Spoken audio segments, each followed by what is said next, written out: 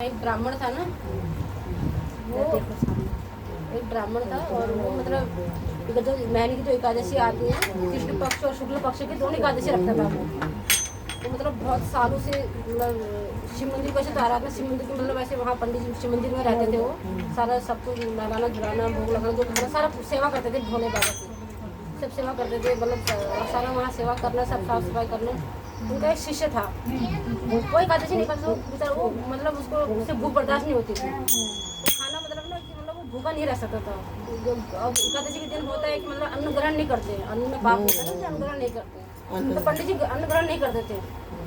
तो शिष्य ने बोला मतलब जैसे अब ये निर्जला एकादशी आती है और ये मतलब जैसे साल की बड़ी बड़ी एकादशी आती है, तो उसमें गुरु जी, हाँ वो गुरु जी बताते थे कि बोले कितना महत्व होता है एकादशी का, मतलब एकादशी रखनी चाहिए।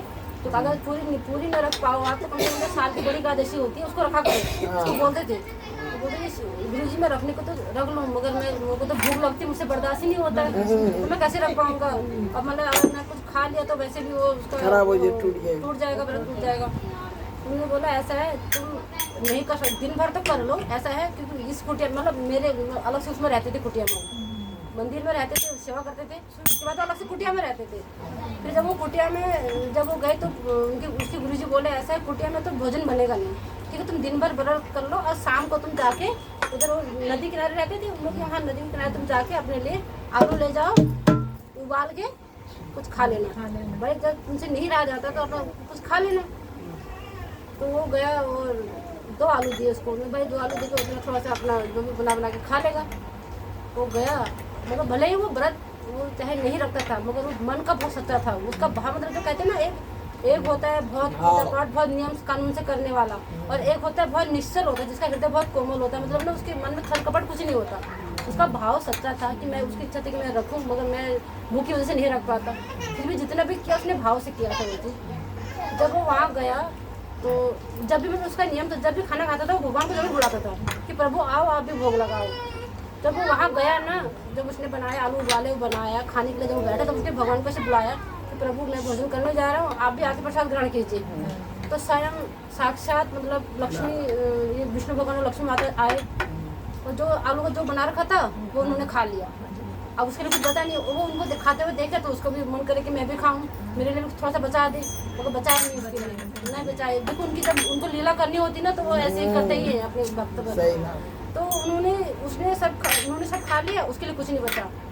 फिर दूसरी एकादशी दोबारा आई ना तो उसने अपने गुरुजी से बोला गुरुजी आपकी बार मुझे 4 आलू देना, पिछली बार 2 आलू मुझे कम पड़ गए थे। फिर उन्होंने 4 आलू दिए उसको, उसके बाद से फिर वही मतलब वैसे तो वो हमेशा ही खाना खाता था, तभी हमेशा बुलाता था। वो एकादशी में वो जब भी वो करता तो बुलाता था कि प्रभु मैं भजन करने जा रहा हूँ, आप भी भजन करने कीजिए। तो जैसे उन्हें थाली रखी उस दिन तो लक्ष्मी गणेश हो गए, विष्णु भगवान और माता लक्ष्मी हो गई पहले दिन। तो फिर दूसरी बार में वो आए भोले शंकर और माँ गौरी दोनों आ गए, तो वो सब खा गए, तब भी कुछ नहीं बता उसके लिए।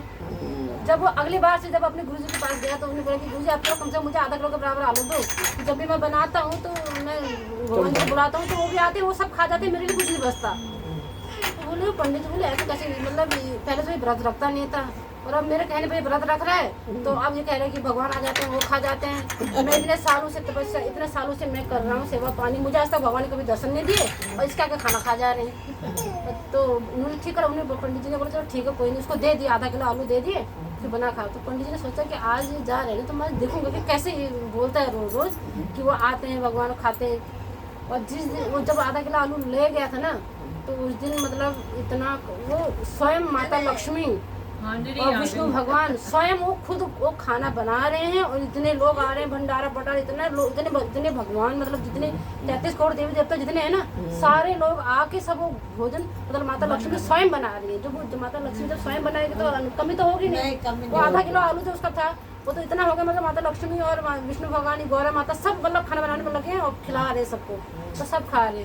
तो जब वो पंडित जी उधर से देख रहे हैं तो वो मतलब वो वहाँ पे शीशे खड़ा है और वो देर चम्मच से ऐसे निकाल रहे हैं और वो उधर वो कर रहे हैं, बांट रहे हैं, हाथ दिख रहा है उसको और कुछ नहीं दिख रहा पंडित जी को। हाँ तो फिर उसने अब वो जो उनका शीशे था उसने अपने पंडित जी की धोती देख ली ऐसे पीछे पेड़ के पीछे ऐसे छुपे थे, तो उन्होंने देख लिया, बोला गुरु जी आओ आप भी देखो, आप भी देखो, स्वयं आप बोलते हो ना कि कैसे मतलब तुमको खा जाते हैं खाना।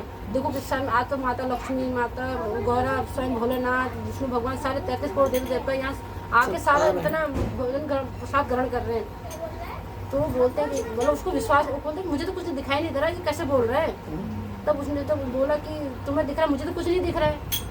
तो उसने शिष्य था, उसने अपने उससे भगवान से प्रार्थना करी कि प्रभु जैसे आप मुझे दिखाई दे रहे हो, मेरी हृदय को क्यों नहीं दिखाई दे रही, इनको भी दिखाई दो तभी तो मेरे पर विश्वास करेंगे। अब मैं अकेले देख के क्या मैं कैसे बताऊँ कि मेरे मतलब आप मेरे भोजन ग्रहण करते हो, उनको विश्वास नहीं हो रहा इस चीज़ का।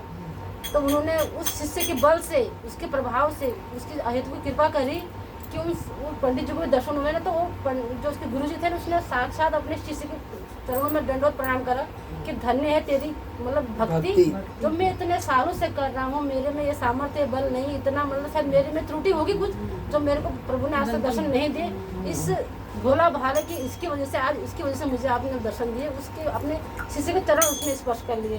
तो भगवान जैसे उसको दर्शन दिए सबको दर्शन दे, सबका कल्याण करे। जय जय सीता।